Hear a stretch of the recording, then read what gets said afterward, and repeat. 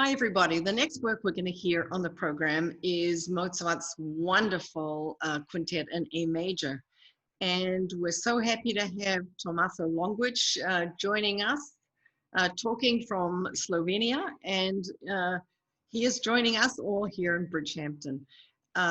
It's great to see you, Tommaso. And this piece is a wonderful work, but it has to be very dear to your heart because the way you play it is so exquisite.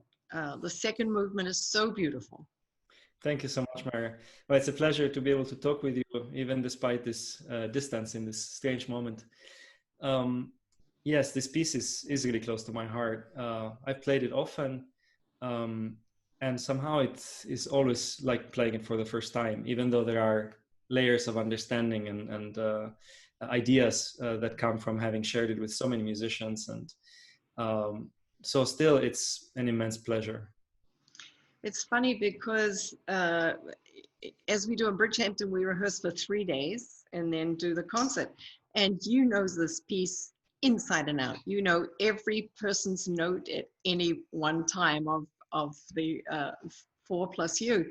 And yet, when I listen to rehearsals, you guys really talk about a lot of things. And even though it sounds wonderful on the first rehearsal, it sounds different and even more wonderful at concert time. It was, it's always different. That's when you're really setting up a dialogue between the instruments. And this idea of a conversation among friends was suddenly very easy at Bridgehampton with my colleagues, even though we had never played together before. There was immediately a sense of sharing ideas. So for that reason, whatever experience I may have had before, and whether some players were playing it for the first time or whether they, I think that was just kind of the background story to the piece. But you still don't want to go in the rehearsals, and definitely not in the concert, with many preconceived notions. I think the more open we are to the dialogue, the better it becomes. Like as actors often speak about their craft, that it's very important to be open to what to be listening to what the other actor is saying rather than thinking about the next line. And that was very easy to do at Bridgehampton. Well, thank you, but you're absolutely right about that, in being open and allowing the very democratic process of rehearsing chamber music. And the piece, the Mozart is truly, the clarinet is kind of primo inter pares, not the first instrument among equal partners. And that's kind of the beauty of it. Akin in a way to the other famous piece for this constellation, which is the Brahms Clarinet Quintet. Mm-hmm. Yeah, and it's very clear you feel that way because for our audience members who will be watching and listening in a second, the interplay between you and all the musicians, you know, and they know exactly who has the top line at any 1 minute. And it is a wonderful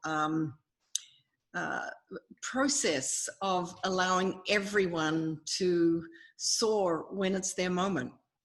I should say that something that really set that performance apart in my mind, aside from the sheer quality of the colleagues and the beauty of the venue, of course, the warmth of the audience, but in the interpretation itself, we were really trying to surprise each other in rehearsals and in the concert with, for instance, with a lot of improvisation and small ornamentation, so that the performance felt quite improvised. There was a lot of, I think it was exactly the opposite of what some may stereotypically think of as classical music, where one reads the notes at the same time and things should come out well.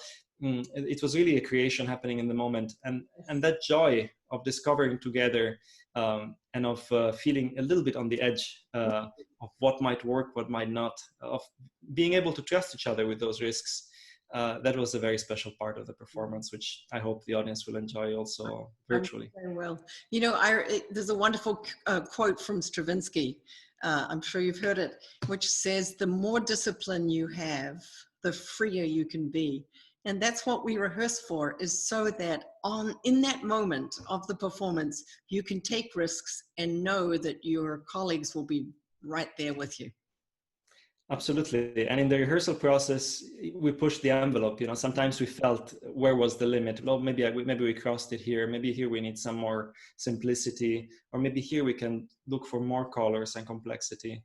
Here we decide what to do, but no, here let's not decide what to do. We'll just surprise each other. So that's exactly the way I love to make chamber music, and it was a pleasure to be able to do that in Bridgehampton. Well, we miss having you with us this year, Tommaso, but you will be back next year. Yes, with pleasure. Now we're going to listen to Mozart's Clarinet Quintet in A major.